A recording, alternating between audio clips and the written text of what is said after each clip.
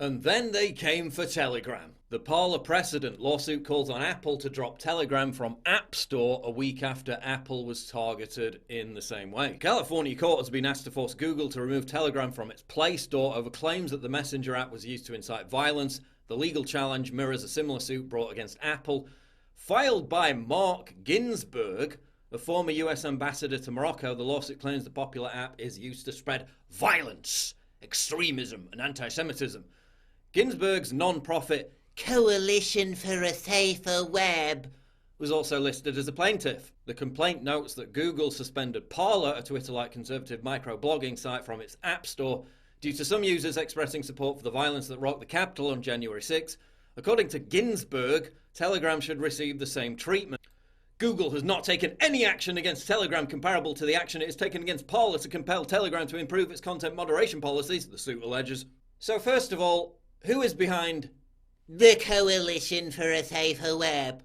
Mark Ginsburg, who also worked as a reviewer, according to his Wikipedia profile, of United States foreign and economic policy for groups such as the Council on Foreign Relations, which is, of course, as you probably know, an elitist, internationalist, globalist front group. He was appointed ambassador to Morocco by Bill Clinton. Ginsburg regularly contributes articles to periodicals such as The Washington Post, The Wall Street Journal, The Financial Times, The New York Times, Huffington Post. He's also a regular CNN guest. This is a mainstream media guy.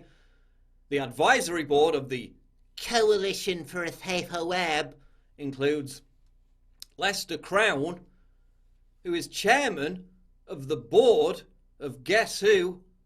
The Council on Foreign Relations.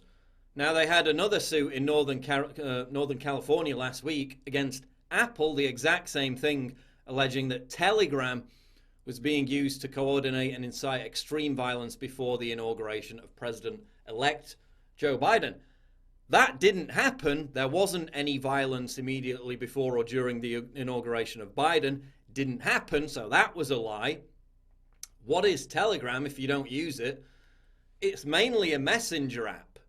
It's mainly used for people to communicate securely without companies invading their privacy between individuals. Now, it does have a feature where you can have a group on there, and because, God forbid, they allow some semblance of free speech, now they're on the chopping block too. Of course, Section 230 of the Communications Act says that no provider or user of an interactive computer service shall be treated as the publisher or speaker of any information provided by another information content provider.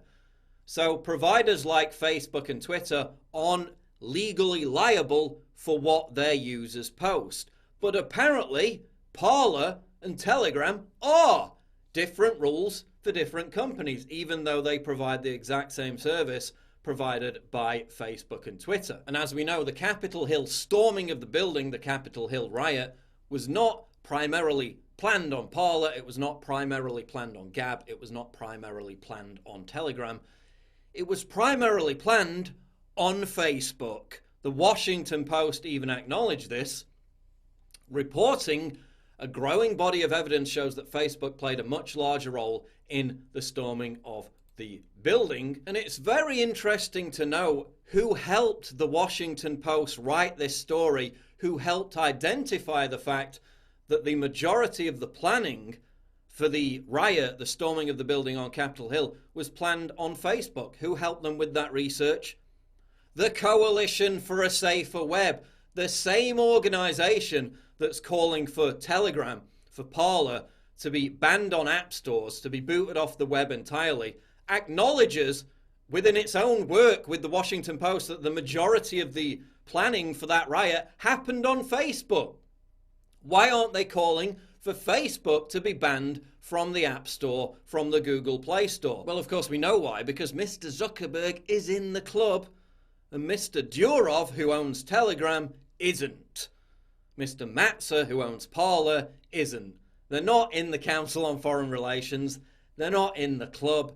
They're not part of the elite. So despite the fact that this very same organization has done the research which proves the riots were planned mainly on Facebook, They just want Facebook to ban more conservatives. They don't want Facebook to be removed from the App Store, from the Google Play Store. Now, the main reason why they hate Durov, Pavel Durov, who owns Telegram, is that he's at least somewhat tolerant of free speech on the platform. I know, God forbid, right? God forbid! The common misconception, of course, is that Telegram is this Vladimir Putin Kremlin front. It isn't. Durov is actually a Putin critic, and Telegram itself has proved key and crucial as an organizing platform for many of the anti-Putin protests. You've seen more of those over the past few days.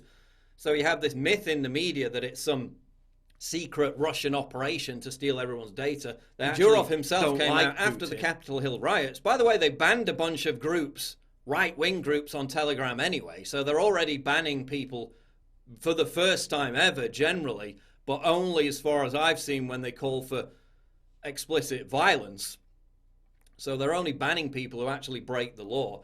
But Durov has said before, over the past week, in fact, he said people were being, quote, held hostage by big tech monopolies. This is why they don't like him. He also said they no longer want to be held hostage by tech monopolies that seem to think they can get away with anything as long as their apps have a critical mass of users, which of course is applicable to Facebook.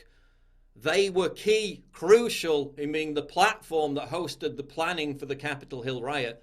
They're not going to get banned on the App Store because Mark Zuckerberg has too much power. Telegram has 500 million users. That's 7% of the global population, and they're still trying to ban it. And again, it's mainly a messenger service. In fact, I even read calls in the media to ban Signal, which you can't even post anything in a social media context on Signal. It's a messenger app, just like WhatsApp or just like iMessage on an iPhone. Yet they're just talking about banning that. Talking about banning people from communicating with individuals. Basically anything not controlled by Silicon Valley oligarchs. It has to go. So now they're going after Telegram because it allows some semblance of free speech. They're doing it in a bad faith argument, claiming that it was used to plan pre-inauguration riots against Biden. That never happened. The predominant amount of planning for the violence that happened at Capitol Hill happened on Facebook. Nobody's calling for that to be banned. We have Facebook embroiled in child pornography scandals, where that's the main facilitator, Facebook Messenger, of child pornography in the world. Of course, Instagram, owned by Facebook, is a massive facilitator of prostitution throughout the world. No calls to ban that because they're in the club. But this organization, which has on it two individuals who are involved with the Council on Foreign Relations and Internationalist Elitist Front, now wants Telegram gone. So again, deplatforming has nothing to do with stopping hate, harassment, doxing, and violence. Conservatives have been the primary victims of hate, harassment, doxing, and violence on Facebook, on Twitter, for years. Once again, deplatforming is about leftists and internationalist front groups silencing their political adversaries and big tech, billionaire-owned corporations eliminating their competition.